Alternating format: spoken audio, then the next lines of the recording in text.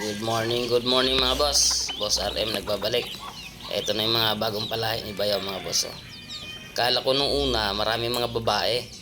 Yung pala, yung para mga Gilmore na itsura na yan. Ayan, mga lalaki pala yan mga boss. Ito mga pula na to. Ayun, nagkakaitim kasi. Tapos nagkakapula sa balahibo sa may pakpak. Lalaki pala. Akala ko mga babae mga boss. Ilang linggo ko rin tinitingnan to. Kako, napakaraming babae na ito ah.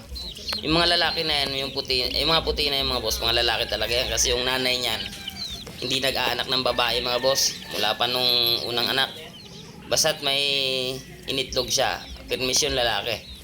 Hindi pa nagba-anak ng babae mga boss. Kaya nga sabi ng bayaw ko, kapag nag-anak ng babae yan, gagawin talaga niyang inahin. Kasi nga, maganda siya gawing palahi. Puro lalaki lumalabas.